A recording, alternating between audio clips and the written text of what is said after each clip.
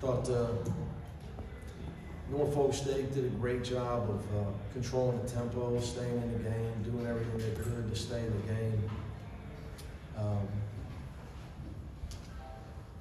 Their coaching staff did a great job, but ultimately, we were able to turn up the heat more and more defensively. We were really efficient on offense tonight. We talked a lot. I wasn't happy about our passing, or lack thereof, or shot selection in a Long Beach game. We should be a team that shoots a high percentage all the time with our talent level. It shouldn't just be if Tiger and Jaime do it. But our passing was much, much better tonight. We got the ball inside more tonight than we have in a month. So look, there's still areas we got to improve. We wore them down. You could just see they got tired as the game went on. So it was a good win for us. Obviously, the team picked to win the league. The team was in the NCAA tournament last year with the Player of the Year in the league. So our defense got better as the game went on. Seemed like Adem and Amari just seem to keep getting more and more comfortable with more. Yeah, but it's just going to be, there's going to be levels of that when the competition changes. Our next game is going to be a whole new environment. First game out of Pauley Pavilion, first game against another high major team. So, for all our young guys, it's just going to keep going through that process. We got a lot of them. Right now we got 5 freshmen played tonight, and when Will gets back, we'll have 6.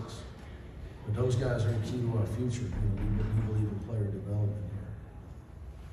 Coach, talking about your freshmen. They look pretty good. Obviously, they look good tonight, but how good are they in practice and how? Oh, their attitude's great. Okay. Nobody would start for me if they weren't playing hard in practice with a great attitude. So all of them are that way. And that's why that's what dictates your rate of improvement. Your rate of improvement as a player is dictated by your aptitude, your willingness to listen, and your attitude. You got to get in the gym. Have done this a long time now, so 27th year in college, 20 as a head coach. Those, have had guys improve. You have guys improve at different rates. Amari couldn't guard me a month ago. with the suit on, I have one. Now, our goal was for him to be a defensive stopper. We have to have 2 of them, and we need that. And he's taken that to heart. When you're as athletic and as personally as tough as he is, you should be able to, he's an NBA player someday. He should be able to guard college players, as tough and as athletic as he is. It's just a mindset. It's just, it's a mindset, but he wasn't trained. It's my job to train him. So he's come a long way in a short period of time defensively because of his effort and his attitude. He's also highly intelligent. So, he picks things up. When you teach him, he's able to, it's not going to take him a month to learn it or 2 years. So, but all of them have great attitudes. Coach, Jalen Clark had 5 threes today. Do you just want to talk a little bit about his shooting? I wish I was as open as him when I played. No, he's worked really hard on it. He really has. Again, we believe in player development. Tiger was not a shooter, now he is. Jalen Clark was not a shooter, now he is.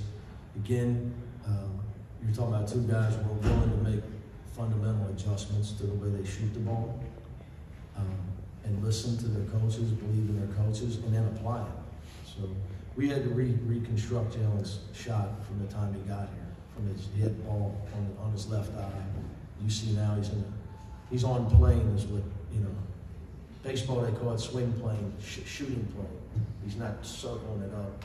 So he also takes open shots, but he's worked really hard on it. All his success he deserves because he's put the time in. That's not an easy thing to do. There's guys that have been in the NBA a long time, still can't shoot. I've coached guys. Just hard-headed, but he's so intelligent that he understands. When I went to break his shot down, he understood it. So it made sense to him, so he embraced it. So he was able to grow with it. Is it time to maybe start talking about Jalen as one of the top 2-way players in the country? I mean, look, until you start playing ranked teams, I don't think it's time to start talking about anything. But I love him. I think he's a great player. It's early though, Ben. It's early. With Adem, it seems like most, if not all, of his blocks are coming on help. Yeah, that's what he should block a shot. We've got to improve his on-the-ball post defense. You know, that's an area where we really got to improve him. I would say him, Mac, and Kenny, our post defense on the ball. But yeah, he should be. He's also got to learn when not to try to block it when a guy's shooting, running the hook, running at the cheerleaders. It's probably time to stay at home and rebound. But it's a learning process. I'd rather have him make mistakes where he's trying to hustle than where he's trying to rest. The offensive efficiency also was very good tonight, 57% shooting. It should ball movement. Yeah, it should be for us. We got the players, the talent. If we share the ball and we threw the ball inside and then back outside, that's where Jalen Clark was the recipient. They were leaving him, so he was the open guy tonight. You know, the open man's the go-to man. When you have every, you playing coaching a team, only a few guys can score. You got to force feed them, but we don't have that situation. For us, the open man should be the go-to man. But I thought it was all predicated by we had better passing, 20 assists. We emphasized it all weekend. I was not happy after I watched the film. So we really broke down our lack there, shot selection and lack of passing. So we improved on it. So I was happy with that. Now them playing some zone forces you to pass the ball. Them double on the post forces you to pass the ball. So you look little. You always pass it better when teams play some zone or double the post. Coach, you shot a high percentage, but this year, probably your whole career, is defense going to be your calling card? You can't win if you don't play defense. I'm talking about cutting the nets down. You can't win. You know, we lost in North Carolina last year because we couldn't get a stop and a rebound. That's why we lost. We lost to Gonzaga because we turned the ball over 5 times where they got layups.